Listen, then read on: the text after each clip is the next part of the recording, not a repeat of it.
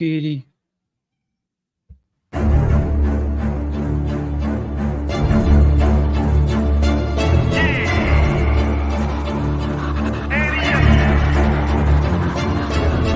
Can't accept the loss, I'm hard-headed. There's a little bit of madness to my method. Many falling off that fine line that I'm treading. I risk anything to be great, and I'm not letting nobody rob me of my victory. Number one, that's what I'm meant to do. When by any means, only thing that makes sense to me, I can make nice or make history. I got that dog in me, yeah, turn me up. Big energy, got the crowd going nuts. I got that dog in me, any up. I take on anyone, I don't need a one-on-one. I got that dog in me, yeah. I'm talking all bite, no bark. I could rip your squad apart. I got that dog in me, so what's up? Yeah. So what's up? And how you doing? This is Med with Shots from the Sidelines with my brilliant co-host Seth. So Med, not much better to be back. Just it's great another to be Thursday. Back. Another Thursday night game. Finally, Amazon's, or is it Amazon that's on? I think so. Yeah, they finally got a good game. Yeah, well, so it happens every once in a while, I guess. Yeah, you know, for a while there, it just looked like Thursday night games were just like, so. Yeah. We'll be previewing that later. We'll be previewing a few other games. We'll be previewing Georgia and Ole Miss, both coming off big losses, huge upsets. We'll be talking about that too in our headliners. And we will also be discussing predictions for the Bills, Texans, of course, the Bucks and Falcons. Your Falcons. My Falcons. Your Falcons. Going for 2 in a row. 2 in a row, 3 in a row. I can't remember. It's been a long week at work. And we will also be touching up on Chiefs Saints. You know, will the Saints should be a good game? Be the team that actually knocks off one more undefeated. But for right now, for everyone that has been affected with Hurricane Helene, our thoughts and prayers are going out with you. We are actually in the South. We were very lucky, very fortunate, actually. We had a lot of power outages and stuff like that. Yeah, this time last week we were getting constant tornado warnings. Yeah. You know, we had some damage, but God, nothing like Tennessee and North Carolina, upstate South Carolina, you know, our upstate brethren up there, Clemson area, you know, they got a lot going on, but yes, man, yeah, it was a mess. Yeah, I actually called my nephew Devin up and was talking to him a little bit about what's going on up there. And his side, they were out of power for like a couple days, but they're talking about getting a group of people together to go over to Irwin, who basically from what he told me. That's where the hospital was, right? Yeah. Where the people were just standing on the hospital roof for a while. Mm-hmm. Yeah, man, it's just unbelievable, the pictures. But yeah, thoughts and prayers with those guys. Yep, definitely. So, of course, as you can see, I also have my swag on for right now. I will probably take it off a little bit later. I didn't want to go full Alabama on you. You already see it in the background. I didn't want you to throw up before the start of the show. So, no, I mean, they played great. So, yeah, I'd be wearing all Alabama right now if I was you. Oh, man, well, trust me, I would. And hopefully, you know, our boy Patty Ice will come up onto the show and see it. So yeah, I'm sure he has a few opinions on that game. Oh, I bet you he does. He had a few after the game, that's for sure. So let's go ahead and get into it. Alabama, Georgia. This was actually what you would actually call the first big game of the season, especially in the SEC, between Alabama and Georgia, two big rivals that have basically been clashing for usually what is the college football championship for the last 10 years. Saban, of course, retired. I was one of the few many Alabama fans were like, God knows, who are we going to get? We get Kalen DeBoer from Washington. Yeah, so far, so good. It still looks like a Nick Saban team. The offense is actually running a lot better. Jalen Monroe just looks like another animal now with DeBoer calling the shots. Yeah, he looked scary the other night. Man, it reminded me of Jayden Daniels last year at LSU. You know, just the running ability combined with accurate passing. Last year, he was mainly just a deep shot specialist, you know, threw a great deep ball, which he still does. But now the intermediate passing, so much more crisp looking. And I think DeBoer, everybody saw what he did with Penix the last couple of years. Just a great offensive mind, quarterback guru. So that's one area I think the team may have improved is the quarterback coaching. Nothing against Saban and his staffs, but, you know, I just think that guy's just really good with quarterbacks. No, and he is. I mean, you look at what just looking at the stats and everything, there was a couple different key things that happened up in this game. For one, Jalen Monroe, like you said, the accuracy, he was 27 to 33 for 374 yards, 2 touchdowns, 1 interception. Against a great secondary, too. Yeah. And the one interception wasn't his fault. It just hit the tight end and just squirted out and went into the hands of a safety. But he also ran for 2 touchdowns, including what I would actually consider at what looked like the backbreaker with a 36-yard scamper up the right-hand side and 117 yards. He accounted for 491 total yards of offense by himself. Yeah, and basically just thrust himself into the favorite position for the Heisman during that game. But yeah, it's just unbelievable performance. I think Georgia made some adjustments at halftime, obviously put a spy on him, which they might start doing that late in the second quarter. But I was thinking, why didn't they do that the whole game? Yeah, after the way it started. But yeah, I mean, what can you say? Hats off to him, and also Ryan Williams. Just everybody already phenomenal 17-year-old. Yeah, everybody already kind of knew about him, but I think he really vaulted himself into the national spotlight in that game because he just went off. And, you know, when a 17-year-old does that against guys like Malachi Starks, who is All-American for Georgia, you know, it makes you just, I don't know, it just boggles the mind at that age how he's doing this. But, yeah, those two guys were just superb tag team the other night. Yeah, and I mean, like you said, with Ryan Williams, 6 catches, 177 yards, including pretty much the touchdown that sealed it for Bama. But you look across the way and you see what happened with Georgia. They dug themselves a hole, huge hole. 30-7, I believe, was the halftime score, correct? I believe so. Well, they're at 28-0 at one point. Oh, it was 28-0 at one point, and I think they scored a touchdown. At halftime? No, it was 30 because they got the safety. Oh, that's right. Okay. So you look at their stats. Usually with Georgia, you see a lot of runs, but that kind of got taken out pretty quickly. Oh, yeah. You know, ETN, he only ran 12 times, which he's only averaging like 12 runs a game. Mm-hmm. And they only had, out of 26 runs, 80 yards.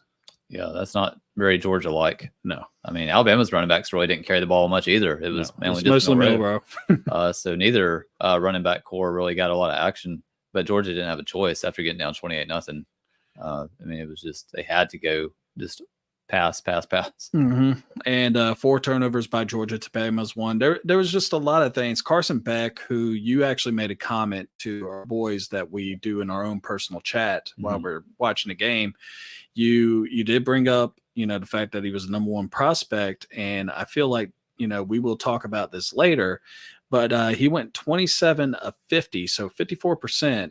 He blew up 439 yards, but by that time they were, you know, 23 points down, made the comeback. I give him that, but he also threw 3 picks to go along with his 3 touchdowns.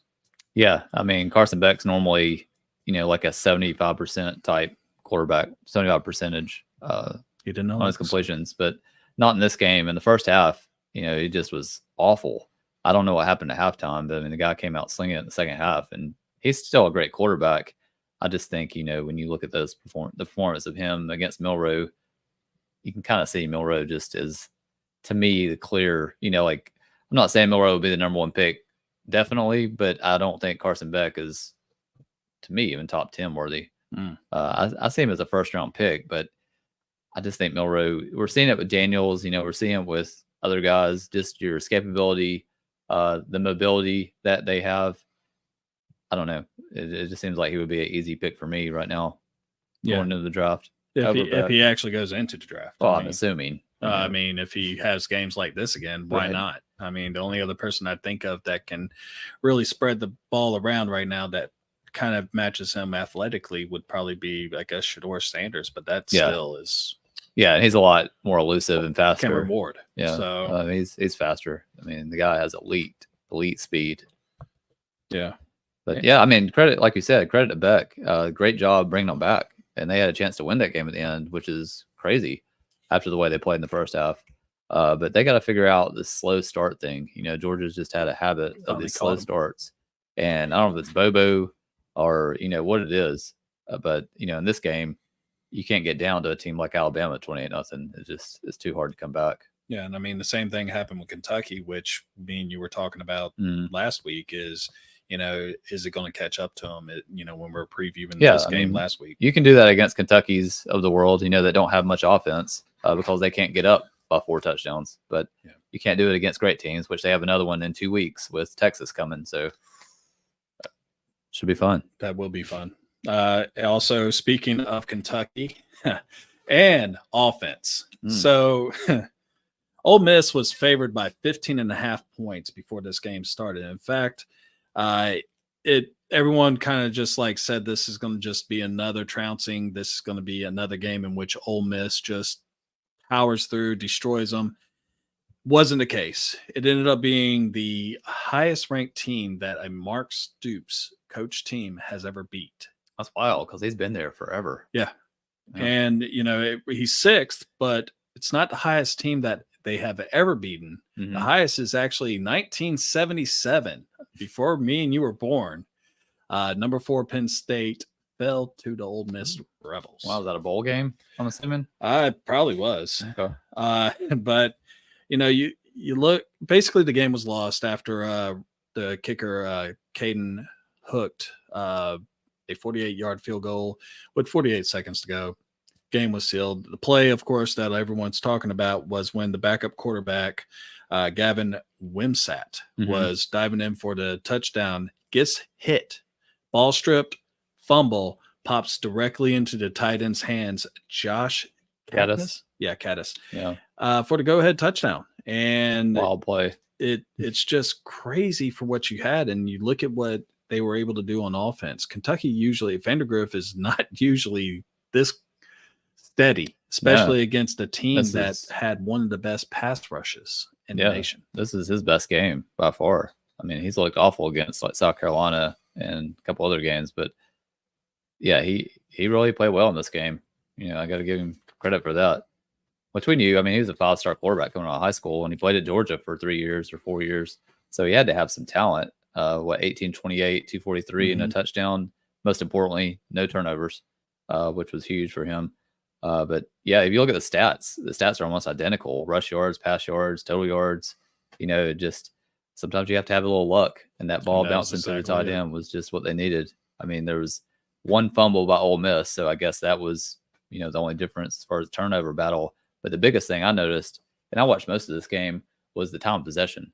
They just kept Ole Miss's offense on the sideline, which you have to do against a team like Lane Kiffin's Ole Miss team. I mean, any team like that, that high-powered offense, high power, fast tempo, keep them on the sideline, and that's just what Kentucky did.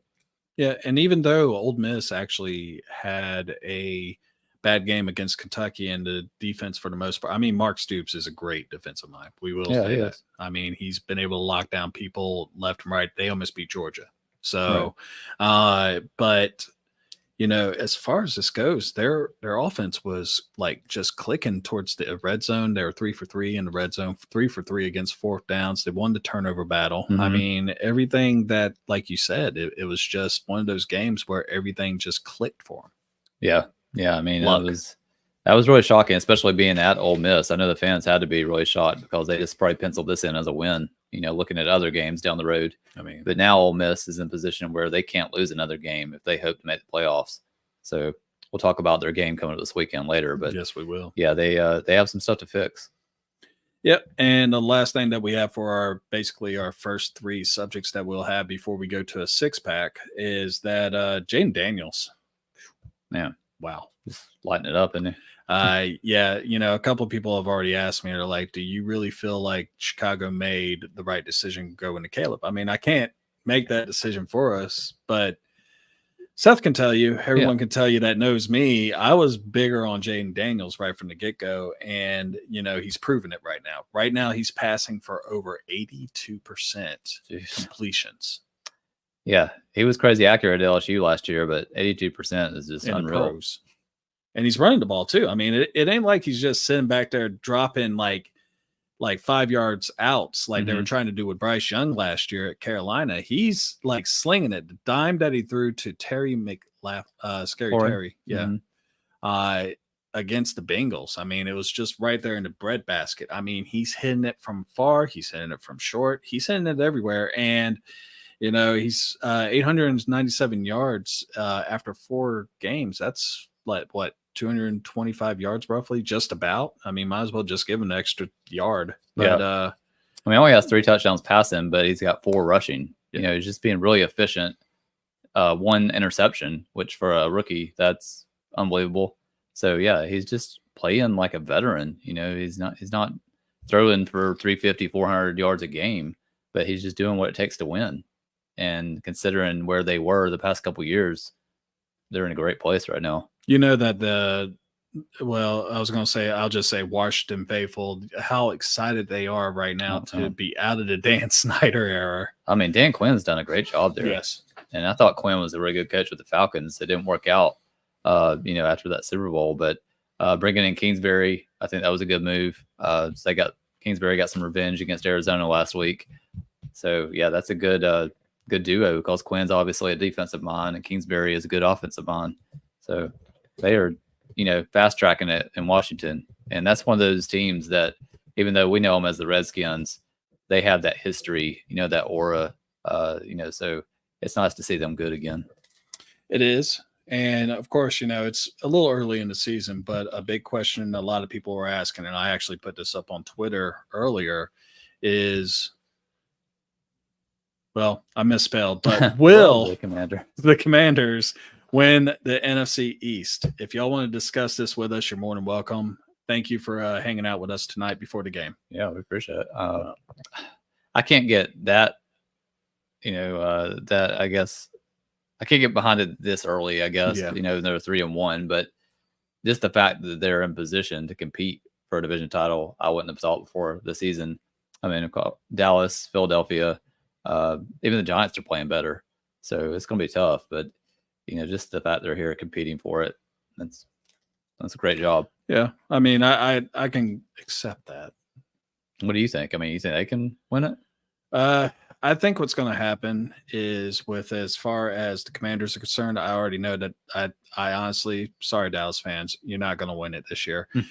Giants fans, no, you're going to be getting a quarterback next year. I mean, Daniel Jones is doing all right, but yeah, he's much improved from last year. I'll give him that. Yeah. Well, it happens when you finally got a playmaker on the outside, I guess. But I really think that once this bye week is over, that the Philadelphia Eagles will be able to actually regroup. They've been dealing with injuries with their 2 lead receivers and Devontae Smith with a concussion. A.J. Brown always seems AJ's been out a while, like 3 weeks, hasn't he? Hamstring, I believe. Yeah. And that's kind of an injury that whenever you actually do it with a receiver, you're kind of screwed. But one thing about Washington is you look at that schedule; they've had a pretty easy schedule so far.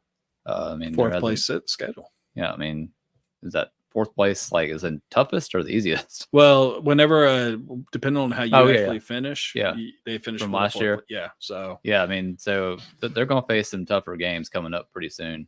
But yeah, the schedule looking at the 4 wins or the 3 wins, only lost to Tampa Bay, which was a pretty bad loss the first week, 37-20, wasn't it? Yes. Yeah. So we'll see in the next 3 or 4 weeks if they're for real. Yeah. And then at the same time, you look at what happened with the Bucs when they lost 27-7 to the Broncos. So yeah. I mean, the league is just crazy right now from week to week. You never know what you're going to get. But I mean, the defense for the Commanders still isn't any great shakes. I think they're in the 20s. So I'm not fully on the hype train yet. A lot of people are, though. A lot of people are. So we're going to take a quick break. We will be coming back. I'm going to basically put up one of the intros that I worked on, and eventually I'll work on other intros, so they'll be a little bit quicker. So give us a second. Let's get our notes, and we'll be back with a 6-pack.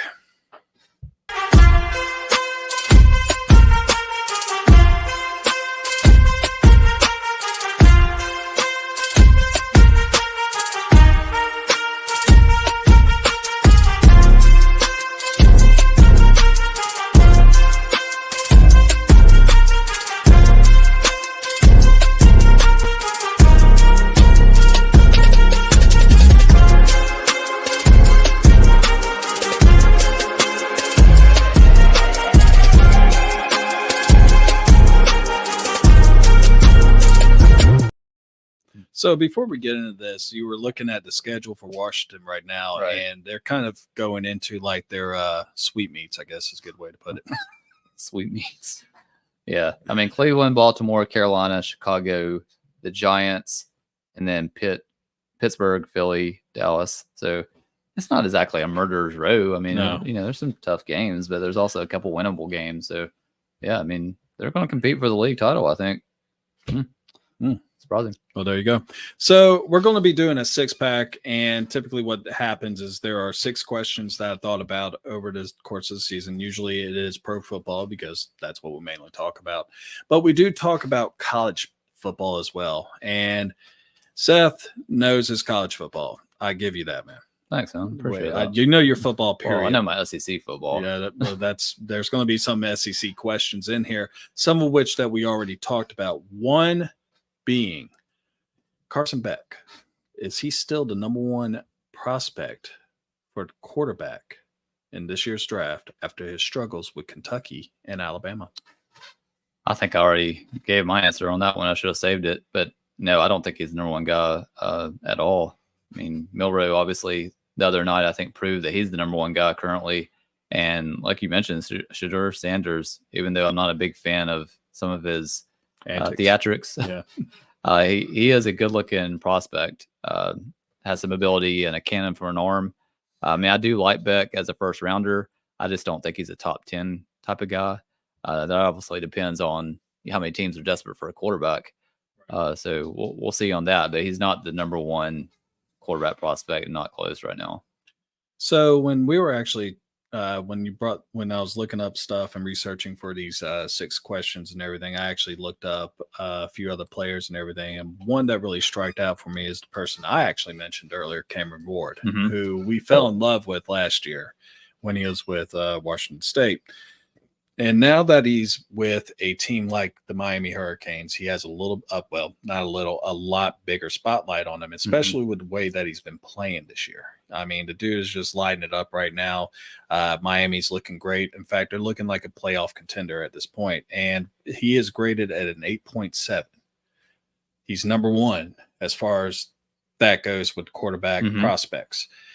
Sanders is graded at number 2 at an 8.6. Beck is an 8.5. So right now, he kind of like what you're saying. He is a first-round pick, most likely, but he'll be a later first-round pick. Yeah, I mean, like last year, how many was it? 4 or 5 quarterbacks taken in the top 15, which Denver 6 surprised everybody. The Falcons surprised everybody moving up. So it just depends on how many teams are just desperate for a QB. So he could still be a top 10 pick. I just don't think he's a top 10 talent. But like you mentioned, Ward, I think he'll go before him. I think Shedeur Sanders, and I believe Milroe. What was Milroe's rating? I haven't. Milroe's rating was not on there yet. Oh, is that because he's a junior? I guess. Okay. Yeah. So I mean, Ward is. I was thinking Ward was a senior by now, but I could be wrong. I could be wrong too. But yeah, I mean, I watched some of that Miami Virginia Tech game the other night, and it wasn't Ward's best game, but he still pulled it out. It was clutch towards the end, and he's also another guy that's elusive, got some mobility. That just seems to be the trend right now. It's just the way the league's going. But yeah, I mean, I'm not down on Beck. I just think coming into the season, the expectations were a little high. Yeah, and I mean, another game that you need to watch if you want to actually look at who we're talking about with Cameron Ward, watch the Florida Miami game. Like, he just makes it. He was filthy in that game. He looks so effortless when he's playing and everything. Very quick release. Yeah, I mean, he was amazing. Number 2, after the surprising loss against Kentucky, Ole Miss has 3 games in the next 5 where they will be playing ranked opponents. Kind of said your answer again earlier, but will they miss the playoffs? Yeah, I don't think they're making the playoffs this year. I really didn't think they were going to anyway after looking at that schedule going into the season.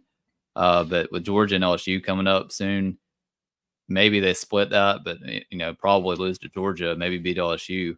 But I think they play Missouri also. So there's some tough games coming up, and I think they're at least going to lose 2 more. To me, the biggest issue, the offensive line just hasn't gelled. They brought in a ton of transfers, which they always do. And some of those guys, like on the defensive line, have been studs. So, sometimes it works, sometimes it doesn't, but the offensive line hasn't looked great. So I see them losing probably 2 more games, and with 3 losses, there's no way you're making the playoffs. Okay, hold on. I jumped the gun real quick there, but we will be going on to the next question, but I wanted someone to really talk about what the next one is. So another one that we have, well, I'm not even talking about my question. No, they're not going to make it. I saw in somewhere where they were talking about where Florida is actually getting excited. I guess there are some rumors that are going on that Lake Kiffin might jump ship and go to Florida. Yeah, I mean, that's been a rumor the last couple of years. It's possible. I mean, if Ole Miss doesn't turn out to have a really good season, then I could see him jumping. I mean, Florida's got tons of resources, better, further recruiting grounds. So, I mean, I could see that happening. I mean, Lane Kiffin, we know he'll jump. The better opportunity. It's only so long. Yeah. So kind of going into it, we kind of foreshadowed a little bit in what I was talking about earlier today on Twitter. So FSU, we grew up as kids that remember this as a true powerhouse. Now, it hasn't really been reflecting that, especially this season, but I also dug a little bit, found a clip. We're going to maximize this real quick. And basically what I want to do is just say, hey, Nick, what do you think? Nick, let's start with Florida and the perspective and the history that the Gators have and what's going on there. What would it take to get it right? Well, I think maybe the problem isn't the coaches. They've been through 4 coaches since Spurrier and Urban Meyer, who both created a tremendous culture of winning there. And sometimes the fan base can just think, well, we can show up and expect to win and not make the commitment to the program that you need to make to be able to continue to make the changes and investments you need to make to keep up with changing times. And things change. They should have taken advantage of building better facilities when Urban Meyer was there. What's their collective been like? How have they adapted to this, new model of college football? So it's not just the coaches. When you've been through 4 coaches and haven't had success, there's something else that people should be looking at. Now, when it comes to Florida State, they've always taken the microwave fix, I call it, to take a lot of guys from the portal. Sometimes that works. Sometimes it doesn't, especially when things go bad. Those guys were all in the portal for a reason. So now you take these guys out of the portal, things don't go the way they thought they were going to go. And maybe you don't have the kind of culture and leadership on your team and the people buying into the leadership that you need to be able to be successful. So this is a real challenge for Mike. Yeah, I think that's a big challenge. Man, there was a lot of hand movements going on. Yeah, it was a little distracting. I didn't really pay attention much to the hand movements. Maybe next time I'll just do the audio. But he did nail it. I mean, you look at what they had. They brought in DJ Ugalele. I mean, I know I just butchered his name, but he hasn't really been that guy anywhere else where he was. I mean, he started off with Clemson, went to Oregon State, did pretty good at Oregon State. Now he's at Florida State, and he's completing just over 50% of his passes right now. He was never the guy that was extremely accurate. He was supposed to be the next guy that took over for Trevor Lawrence and let Clemson into a different era. But right now, 53.8 completion percentage, just over 1,000 yards, 4 touchdowns, 6 interceptions. Florida State looks embarrassing. And he's not a good runner either. No. I mean, he in fact, out of 37, take a wild guess how many yards he has after 37 attempts. After 37 attempts. I have no idea. -8. Wow. So, I mean, I don't know how you do that. I mean, that bad. Yeah, no, I think I would be able to get a yard. But, Rodale Williams, who was at Alabama last year, was supposed to be pretty decent. Only has 20 carries, 54 yards for 2.7. He's been really disappointing. I don't know what's going on. Yeah, no, the team itself has been very disappointing. And, I mean, their only win that they've had so far this year was against, respectively, California. Barely won that one. Yeah. So, I mean, you look at what happened with the first game, Georgia Tech. Everyone was like, okay, well, every now and then someone's due. Yeah. It's overseas. I mean, crazy things happen, I guess. And then Boston College, who was 6-6 last year, beat them like stomped easy. them. Yeah. And, you look at some of the SMU, who everyone was sitting there like, why is SMU in the ACC? Comes out and just puts them behind a tool shed and whoops them 42-16. I mean, Seth, what the hell's going on with FSU? I mean, I think Saban nailed it. Just like we talked about with Ole Miss, the transfer portal, you can't just depend on that, as you're recruiting. You still have to do a good job recruiting high school players. And the last 3 years, they were a little better last year, 12th. But before that, 22nd and 23rd, which is not even close to what FSU used to be. So, the high school recruiting's got to get better. And the transfers that they took, they just haven't hit it on enough. When you don't hit on quarterback like Miami did with Ward, you're going to be playing from behind the 8 ball. And you had such great quarterback play last year with Travis. It's just a huge drop off. And they just lost so much talent from that team. Just an unbelievable amount of talent from last year. So I wasn't surprised they started off a little slow, but the fact that you're getting killed by SMU, that's just unforgivable. I mean, I'm sure Norvell will make it through the season, but he better get things turned around really quick because I think they have Clemson coming up, I believe. And that looks like almost a guaranteed loss. Clemson's actually playing better. Yeah, I was going to say Kubelik has actually been looking good lately. And I guess now, they might start a different quarterback. Glenn's probably going to start this weekend. So I don't know, man. It's just been a huge turnaround from what they had last year. Last year, they were on top of the world. Yeah. And, like I said, last year, everyone, of course, was sitting there talking a lot of shit about the fact that Alabama was able to leapfrog them and go into the playoffs because they lost their quarterback, Travis. This is showing you why. I mean, yeah, part of it could also be the portal. You could blame a little bit on that, but you're FSU. You're supposed to be one of the top tier football programs in the South. There was a time where teams were afraid of you. The only other teams that would probably be able to say match them up from when we were growing up would be Miami, not even Alabama. No. You would say Florida. Yeah. I mean, basically that was it. Like all the schools in Florida were badass. They dominated. And you had USC out west in some ways, but they weren't. They're like now they're there. That's it. And then you had Texas. Texas and Oklahoma have always been dominated with Nebraska. Those were the teams that we saw growing up when we were kids that dominated. And this is something that we're just sitting there and we're like, man, this don't make sense to us. Yeah. I mean, think of all the stars: Deion Sanders, Cameron Ward, Charlie Ward, just tons of guys. Peter Warwick. Yeah. Wow. Who didn't do anything in the pros, but in college, he was the man. Yeah. I mean, there for a while, every quarterback they had got drafted. They might not have done much in the NFL, but they got drafted. So, yeah, it's just a huge drop off in talent. I was going to say work done. You could go on forever. Your boy that you went to high school with, Greg Jones. Greg Jones. Yeah. Yep. He used to run me over in football practice every day. But it's just one of those things that you kind of just scratch your head and you're like, Jesus, man. What are we doing here? But moving on, next one up is this one is kind of like I'm kind of trying to see how to really call it, but are the Fighting Irish for real? Not to me.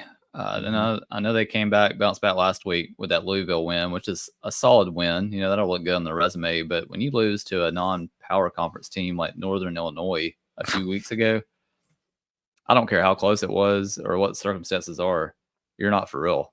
I know Notre Dame's schedule isn't that tough this year. They had the win over Texas A&M the first week, which is a really good win. But Texas A&M isn't anything special. I don't even think they're top 5 or 6 in the SEC. So, you got Riley Leonard coming in, big expectations, and he's played decent. He's leading the team rushing the ball right now, kind of like Milroe. But I just don't see enough good competition the rest of the year on their schedule. Oh, there's none for them to be considered for the playoffs. But it's Notre Dame, So They'll probably get in there. they'll still probably get in if they keep winning. I just think if they do get in the playoffs, they'll be exposed pretty quick. And, someone told me, kind of touch up on what you say. They got one more game against a ranked opponent, and that's against USC at the very end on November 30th. Mm-hmm. So, and USC doesn't look great this year. No, they don't. They barely. I think they came back and won against Wisconsin, but it wasn't pretty. No, Wisconsin was handing them their ass in the first half. Of course, Michigan took care of them. So yeah.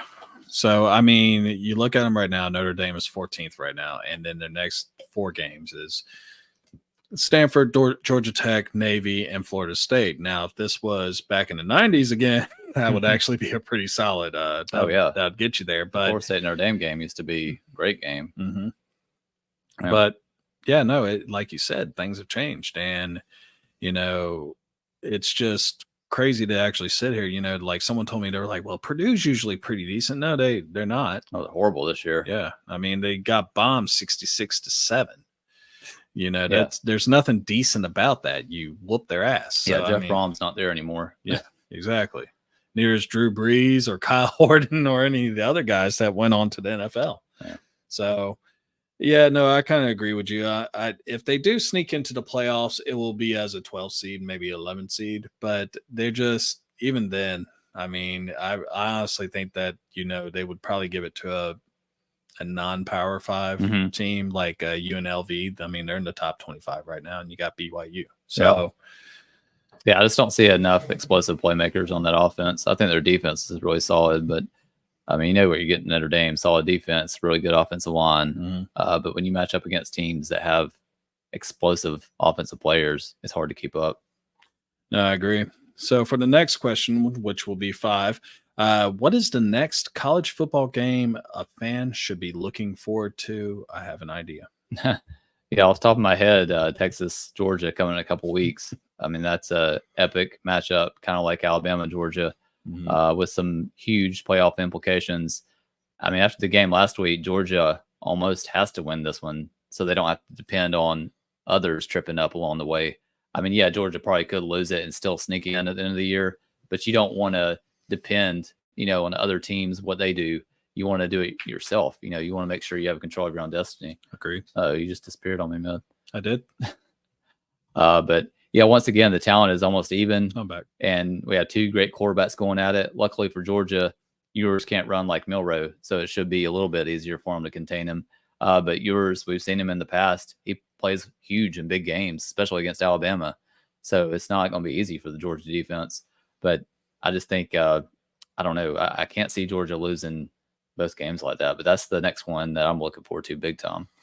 And even if Ewers, like, I'm kind of looking forward to it too, but Texas does play Oklahoma this week. So the Red River shootout will be going on, which snuck up on me. Yeah. I mean, but no, I do agree with you because the way that Texas has been beating the crap out of people, it's just unreal. Yeah. They played Louisiana Monroe. Yes, they played University of Texas, San Antonio, but they also played Michigan, whooped them 31-12. Michigan being top 10 team. That was impressive at Michigan. And then Mississippi State, who usually plays teams pretty tough.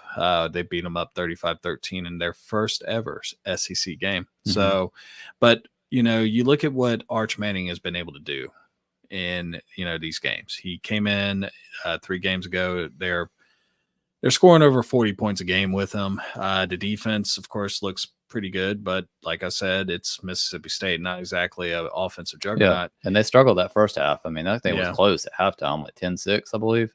And then second half, they got it turned around.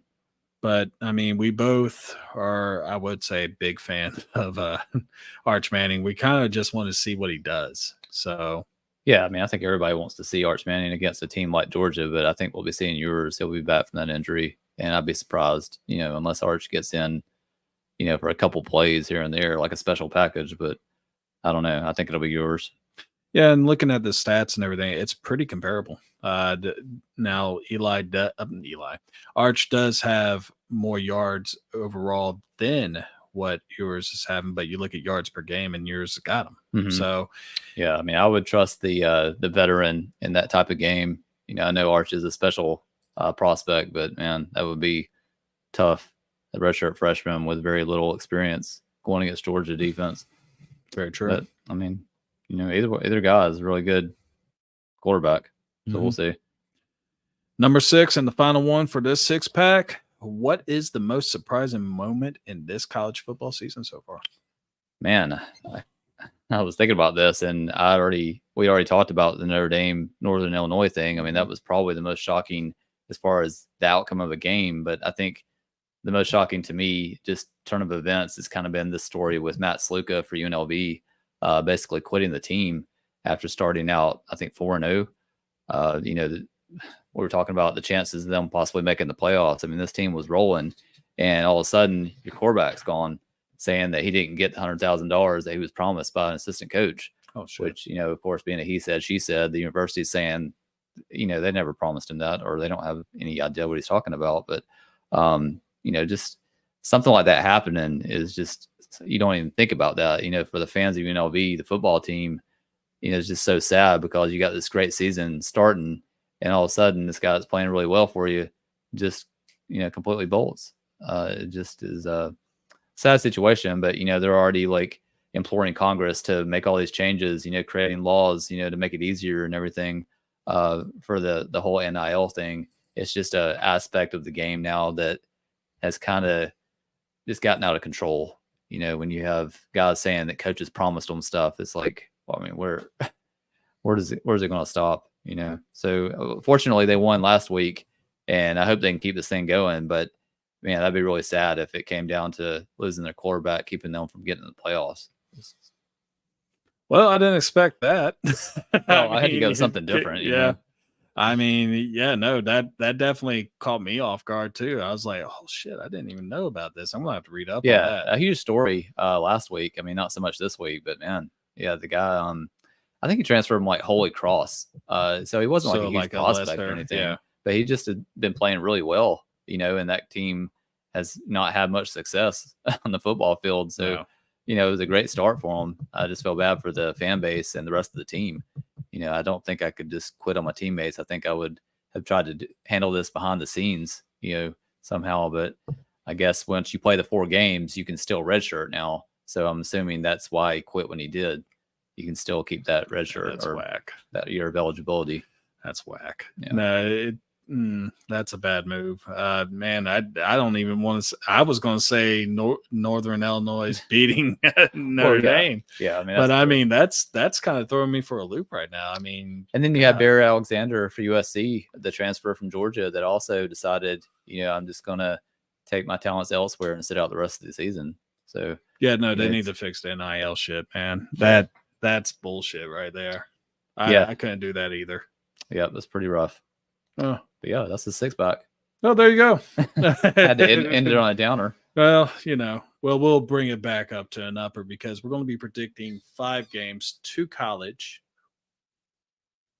3 pro. So we'll be right back in a second. We will throw up another quick little video just so I can take a swig of drink or something.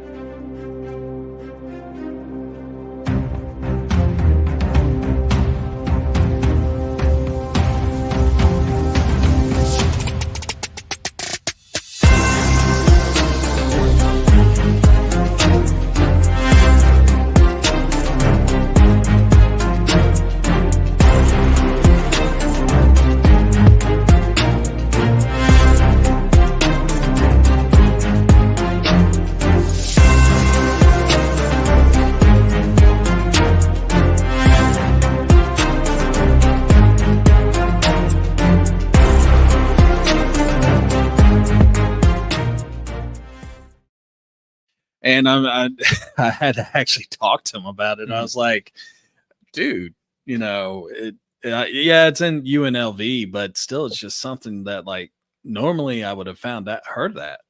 But hopefully this doesn't become the norm. That would be terrible, but hopefully they'll get it figured out. Well, I also work 2 jobs and do 2 podcasts, so it's it is what it is.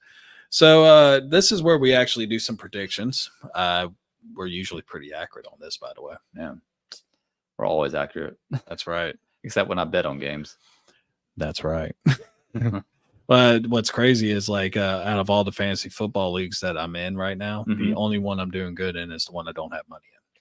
That's how it works, man. Yeah, blows. I'm 0-4 in the one that me and him are in. So don't listen to me on fantasy advice. But I drafted pretty good in the other ones. So 2 college games that we got on slate. They both are coming off, of course, major losses. We talked about it earlier. The first one we'll talk about is Ole Miss against South Carolina, our home state. Ole Miss still has the number 1 ranked offense in the nation, even after this Kentucky loss. The Gamecocks are coming off a 50-7 victory over Akron a couple weeks ago, and they are also, also, you want to look at other stats. Dart is number 1 in pass efficiency with a 208. He's the only guy with over 200 right now with pass efficiency, and has 1,815 yards, 13 touchdowns, 2 interceptions. He will be squaring off against Lenore Sellers, who everyone is kind of just sitting there waiting for something else to happen because he's good. Yeah. I mean, he's good, solid. He's solid. I mean, he's not blowing anyone away, but he's also a freshman.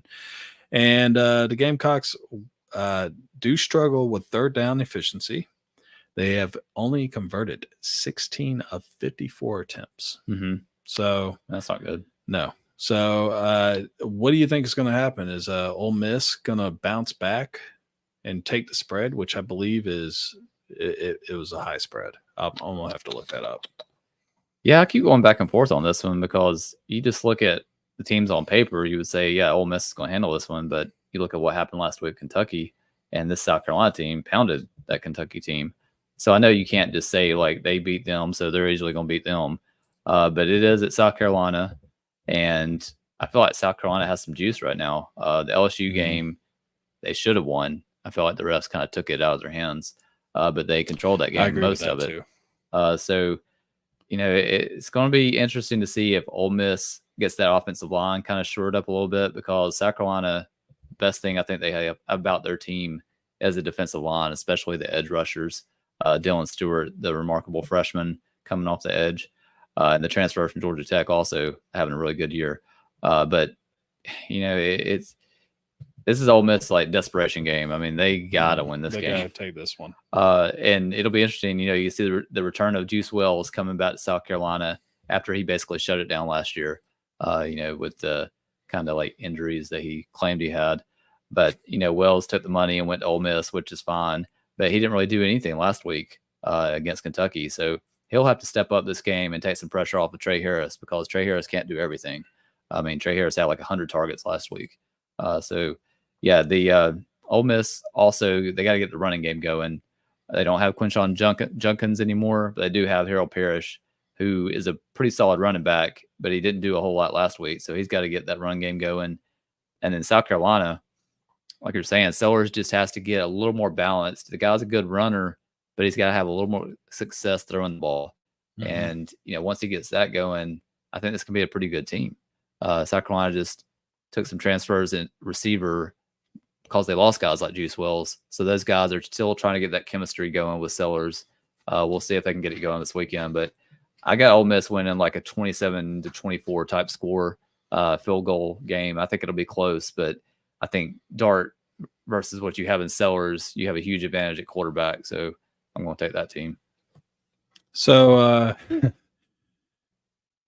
I'm only going to ask this question first. Who do you think has a bigger spread right now? Georgia or Ole Miss? I would say Georgia. You're correct, but Ole Miss is 9.5.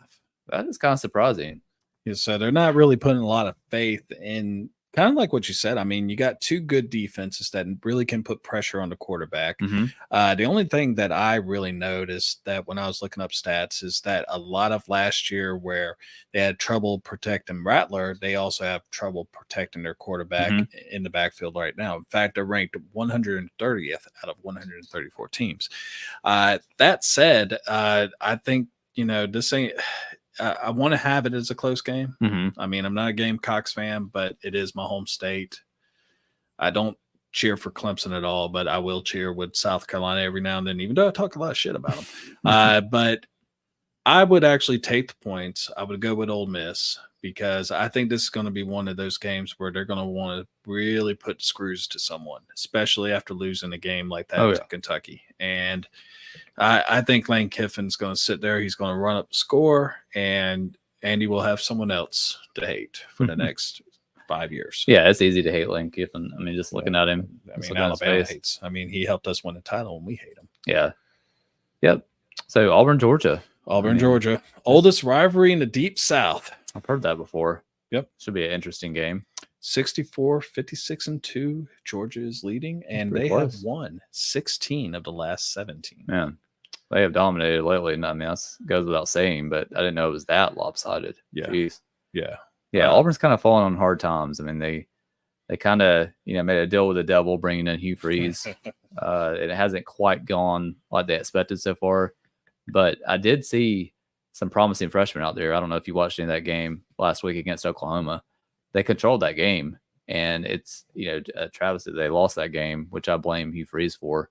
But they have some really good wide receivers. I think it's Coleman is one of the guys, but 5-star type guys that Hugh Freeze has brought in with his secret sauce, whatever he uses to get these guys to come there. Prostitutes. Is that what they call them? But put that on your Big Mac. That's not politically correct, man. Hookers, not Yeah, I watched pretty much all of that game, and Peyton Thorne, he's not a great quarterback, but Freeze should have just had them hand the ball off, over and over, and instead Peyton Thorne throws that pick six towards the end of the game, completely changes everything, and that was all she wrote. But they were up 21-10, I think, at one point in the third quarter, so that was just kind of inexcusable. And then this week that Kirby is going to have Georgia foaming at the mouth. I mean, it's going to be just I'm not going to say it's a bloodbath. It's well, going to be you said it. Yeah. But yeah, Georgia is going to be on fire this week, wanting to prove, that they're still the second or third best team in the country. But yeah, I don't know. I don't think maybe Auburn can keep it competitive for a half. But after that, I think it's going to be all over. I mean, Georgia's going to. Is that because Georgia typically starts off slow? Yeah, I'll say that. I'll go with that one. But I see Georgia winning by like 17. So what did you say the spread was? Spread is 24.5. Oh, wow. Jeez. Yeah, there's no one really looking at this. And I remember that not too long ago, they actually went from Thorne to Hank Brown for one game. And they were like, hey, Hank Brown.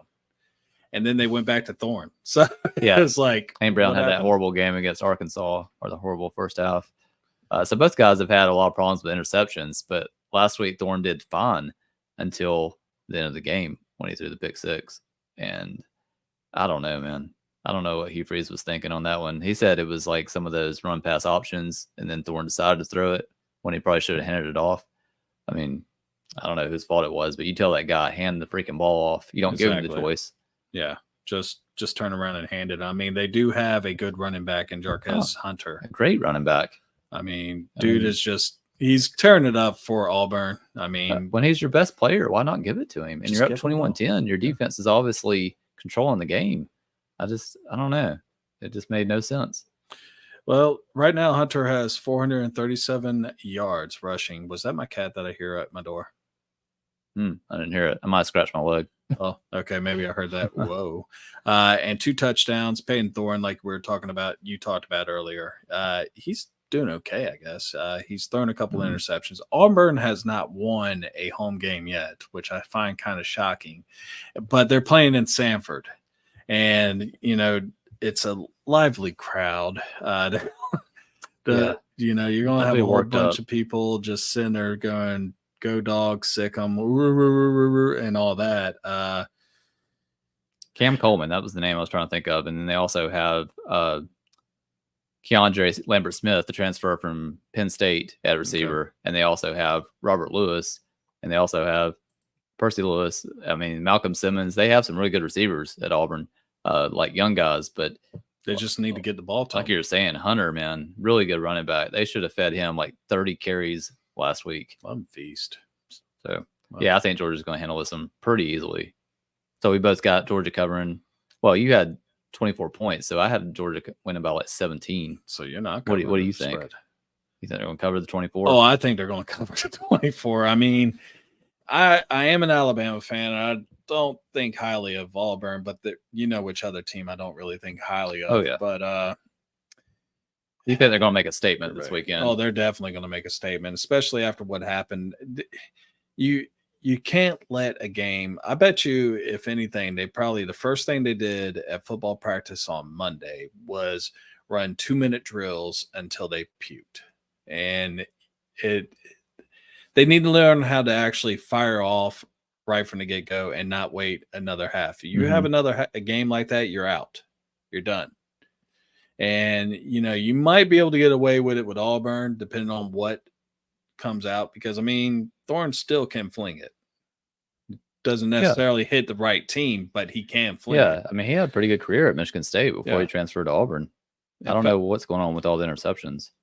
Well, he has 6 right now and 10 touchdowns, and he also averages 259 yards. But so, real quick, my last thing on Auburn is I'm counting the transfers in the starting lineup, and I think I have 16 right now. That is an insane number. I mean, you freeze, man. I don't know. I mean, these teams. I could use the politically correct term for you. Escorts. It's just crazy. Like, you got to have balance. I can see maybe like 6 to 8 transfers in your starting lineup, but Ole Miss, Florida State, Auburn, they're just going too heavy in this portal. I mean, most teams that are trying to, like Saban said, guys are in the portal for a reason. So it's very well for money right now. I mean, we both talked about it at good length last year when they first started doing NIL deals, and they just need to be able to actually cap it to where it actually limits them to where they can do it like every 2 years or something like that. This every year bullshit makes following college football, as far as the players and everything, really hard. Which is why we could do NFL. Yeah, we better jump NFL. We're running out of time. We are, but let's go and get started. So, first game that we got tonight, we got the Bucks and this. I was about to say Dirty Birds. Dirty Birds, yeah, the Falcons. And, right now I'm going to go ahead and type it up. Now, as far as like the spread goes, I'm trying to pull that up. I wish I would have did this. In fact, next time I'm Med, you're going to go ahead and take care of all this shit before this show. I don't worry about it. It was a long day. So Bucks, right now they got one of the players that I really consider a early on favorite of being the NFL MVP right now, and Baker Mayfield. Not Rashad White. Oh no, Rashad White has been. He's my running back in fantasy. He ain't that shit. Right now he's thrown for 984 yards, 8 touchdowns, 2 interceptions. He's playing with that chip on his shoulder that I really like to see, and he's just been a different character. It looks like Bucky Irvin is starting to actually come into being that dude. As far as I like Bucky Irvin. Yeah, no, he's starting to turn it up a little bit himself. And the defense itself, like I've talked to people about it, it's a pretty decent defense. It's not like they're scrubs. And they get after people. I think Antonio Winfield is out in this game. Oh, sweet. This week. So I'm not 100% sure, but I think he is. But they'll be squaring off against your boy Kirko Chains. And his who's been kind of in my opinion, a little bit of a disappointment so far. A little bit. I mean, he had a good game against Philly, but other than that, he has been a little bit of a disappointment. Yeah, I agree. He also had a good game against the Chiefs, from what I understand, but they lost. Yeah, it was decent. Well, they're 2-2, and I didn't really expect them to be at 2-2 at this point, especially with the fact that whenever you heard the big excuses about why Drake London ain't doing anything, or why Kyle Pitts ain't doing anything, it was because it was always pinned on the quarterback. And Kurt, he is a quarterback that is coming off a significant injury. And I mean, what's your thoughts? I mean, I think he's trying to find chemistry with some of these guys. He started to click with Drake London the last couple weeks, finally. But before that, I mean, Mooney has been his favorite target. Oh, yeah. And Pitts, I've just given up on Pitts. You've had too many chances with too many quarterbacks. I know you can put blame on some of the bad quarterback play, but by now you got to start showing some signs. I think last week he had like 0 catches for 0 yards. But yeah, I've moved on from him. But yeah, I think Cousins just still working his way back a little bit, getting comfortable. Obviously, he never was a real mobile guy, but he's kind of a statue now. And the Falcons, their offensive line is pretty good run blocking, just to me, average pass blocking. So that's part of the issue. He's still facing a good bit of pressure, but Baker, he's just been killing it. I love Baker, I really thought Baker was going to come back down to earth a little bit this year after last year. And my question is, when are we getting the commercials back from Baker? I enjoyed that. So he could sit there and basically say, "This is my home." What was it? Progressive or one of those insurance companies? It was an insurance State Farm. What it was? Yeah. Yeah, I really enjoy those commercials. But yeah, I mean the old man's still doing it at receiver. Mike Evans still getting it done. Chris Godwin's had a great start. And like you said, Bucky Mayfield, folks. Bucky Irving has started to give them a little something since Rachaad White isn't. But yeah, I think it'll be a really close game. Who do you got in this one? So the spread, didn't really answer your question, is 2.5 to the Falcons, which actually kind of home field advantage. It is home field, I guess. But I don't really believe in that sometimes because I've been to a Bears game in Atlanta and it felt like it was a home game. Yeah. So it there's that. And I think the Bucs going to do it just simply because it just feels like Baker is really he has that boulder and he's got the talent around him, that defense. I think like kind of what you were saying, Kirk Cousins still has that injury in his head. And I think that's still what the issue is. Bijan Robinson is dealing with a little bit of a hamstring issue. You do have Aguilar, who is a really good backup running back. Really good game last week. Actually, a really good running back. I won't even say backup. But I still think the Bucs are going to take this one.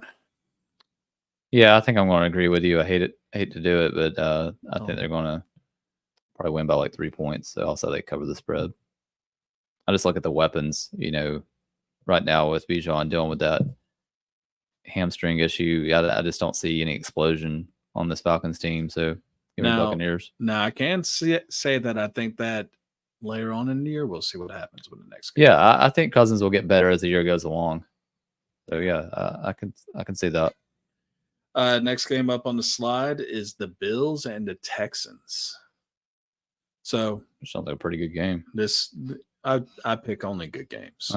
Let's be real. Makes sense. I mean, but I don't want no easy ones. I don't want to say like the Bears are going to trounce the Panthers, which might not happen. I mean, Andy Dalton, the Red Rifle, he is man of legend. Jeez.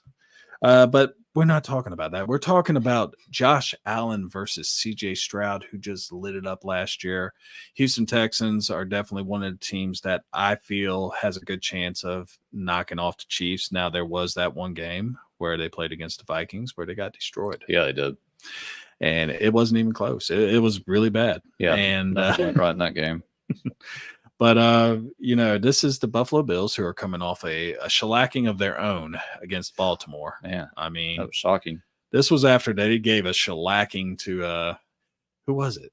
The Bills beat Jags. Oh, well, everyone's beating them. But, this is a game that's going to be very interesting for me because you're going to sit there and you're talking about the Bills offense who, with James Cook and Ty Johnson and a smaller role, Ray Davis has been really good with the run. They're finally bouncing out. Shakir is doing really good as far as that slot receiver. Keon Coleman finally got his first touchdown a couple weeks ago, but, I'm not really feeling that right now. But the Texans, I mean, they're going to be loaded. It's kind of like a little revenge game for Stephon Diggs. Joe Mixon, I believe, is going to be out for this one as well. So that's going to put a little damper on that. And Tank Dell, I think, is going to still be out for it as well. So right now you're looking at a couple people that are out for the Texans. And I don't think anyone of real significant importance for the Bills is out right at this moment. Yeah, I think you're right. I mean, I guess they're still questionable, but I'm looking at the Bills real quick. If you're questionable, usually you're playing. Yeah, Bills have a couple defensive backs that are questionable as well. Taylor Rapp and then Teron Johnson. But yeah, I mean, I think last week I don't know what happened with the Bills, but they just got killed by Baltimore. So they've been kind of Jekyll and Hyde. They just look really good one week and then the next week they don't look good. And I still think that the lack of just a big time playmaker is going to hurt them. I mean, I think Shakira's done well, and he's a good, steady receiver. But I don't know. I don't see like the Stephon Diggs type player. It's like Houston, Nico Collins. I mean, that guy's just been an absolute animal this year. I don't see that on Buffalo's roster. And even though Josh Allen is an amazing quarterback, I just think that can only do so much. Yeah, you can only do so much as one guy. But Buffalo's defense, we knew it was going to take a little step back, and they've had a couple good games. But last week they were just exposed, destroyed. Just run up the middle against them. Yeah. What is the spread on this one? I mean, I'm leaning Houston. It is actually the Bills favored by 1. Oh my God, I'm taking the Texans all day long. I'm going to take the Texans too. It's just one of those games that with that Texans defense, with Daniel Hunter on the opposite side of boy from Bama. Yeah, I was going to say Willie Anderson Jr. I mean, it's just going to be one of those games. I don't think it's going to be like it might be a shootout, but I just don't really feel it. I think it's going to be one of those games where they're going to Houston's going to do the same thing that they did to my Bears a couple weeks ago and just lock it down. Yeah.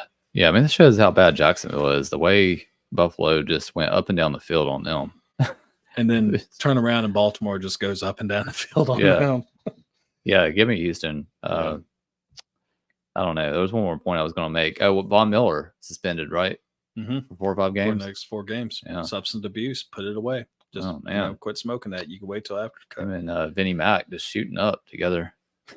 That's another thing we got to touch on, man. Have you watched that yet? No, the McMahon documentary. Maybe we'll bring that up next week. Yeah, definitely next week. We got to. I'm almost finished with it. I won't have to watch it. Last game that we got on the slide, we got the Chiefs and the Saints. For me, I mean, it is the Chiefs. It's not the same Chiefs. Patrick Mahomes has been playing like crap. Especially fantasy-wise. He's winning, just fantasy-wise. Yeah, he ain't winning me anything in my big money fantasy league. But fantasy, he hasn't been good. Yeah, but it's been a kind of like rough go for it. And we're not used to seeing this with him. Travis Kelce, of course, has been on the milk carton. Pachenko's out. Rice, of course, last week, messed. I guess it's karma. Hey, man, that's what I was thinking. I mean, I guess it's karma. After you almost kill a bunch of people on the highway and not get suspended, you lose your knee. But the defense is still there. Even though, yes, Snead and Gay are gone, which Gay is now a Saint, and was a really good weak side linebacker for the Chiefs. The Saints will be coming in here. They do have some weapons of their own. A little man by the name of Kamara is going to be sitting there doing his thing. One of the better players. Probably an MVP candidate right now. Well, that's a quarterback award now. But, I mean, I definitely could see him challenging for the offensive player of the year. Yeah. And they also got Olave and stuff like that. But you know what else they got? What else? Carr? Derek Carr. And this is up there with how I call it the Geno Smith effect, which reared its head in the Detroit game. I will say that Derek Carr is right there with it because, I'll be honest, I was kind of a fan of his when he was with the Raiders. And now that I actually get to watch him every now and then because we are in the South and sometimes we get to watch their games. Yeah, it is the most basic quarterback captain check down that I've ever seen where he sits there, he'll wait, he'll see some people, he'll throw a decent one deeps every now and then, but for the most part, it's Kamara to the left, Kamara to the right, dump off to Kamara. So I think that they're going to actually shut that down. Chiefs are favored by 5.5. Where's this one out? I believe it's in New Orleans. New Orleans. Let me double check. If it's in the Superdome, I don't know what they're calling it these days. I might go with the Saints. Mercedes Dome or whatever it is. Yeah, they did change it to Mercedes, didn't they? Because that's what the Falcons is. Wait, is it the BMW Dome then? Oh, no, it's at Kansas City. Okay, Kansas City. Oh, yeah, I'm agreeing with you. I'll take Kansas City. Yeah. I mean, Carr started the season on fire. The game against Dallas. I mean, he could do no wrong, but he's kind of come back down to earth the last couple of weeks. And lost. Was it 2 in a row now? That one of the Falcons last week, they kind of blew at the end. But yeah, the last 2 games, they kind of blew it at the end. I mean, you look at what happened with the Eagles, where basically Saquon Barkley just crushed him up the middle. And then you have like you said, Koo just killing them, putting a dagger in the heart this last week. So yeah. I mean, they I don't know, they got to get stuff figured out, but the Chiefs are just doing enough to win right now, and being at home, it just gives them such an advantage. I know it hasn't been pretty with Mahomes and the team in general, but Kelsey did show a little sign of life last week. Had some actually had like over 80 yards catching or receiving, I believe. So yeah, I mean, these two teams, I think it'll be pretty close, but I got the Chiefs being at home. I'm gonna take the Chiefs. I mean, the Chiefs have just they've been winning with the skin of their teeth, and they don't really have much of a run game. I know that Kareem Hunt is supposed to be the guy that they're turning to this time, and he did lead the league when he was with them his rookie year. But I can't go against them. Not an Arrowhead. Yeah. Plus the Honey Badger's still hurt. I don't know if he's going to play. Willie Gay's hurt, so I don't know, man. Yeah, I think it'll be too much for Saints to go in there and pull off that upset. Not in Kansas City. Yeah, I think I'm going to have to go with the Chiefs on this one. And that will pretty much do it. So we already discussed that we are going to watch a little bit of Vince McMahon's documentary. You definitely got to check that out. Yeah, I mean, we're both big wrestling people fans. But, man, it's just I don't know, whether you love him or hate him, just his story is just kind of unbelievable. It's very interesting, especially with that one chick. Yeah. I won't get into that, but maybe next week we will. I mean, I've already said the dirty word twice. But anyway, thank you for actually chilling with us. Thanks, everybody. Really cool. If you ever want to talk to us, feel free to reach out. You can find us on Twitter. You can find us here every Thursday night, 7:15 on X. It is X. My bad. I'm just tired and an old man. So without further ado, I am Ed. That is Seth. Not everybody. See you next week. We are out.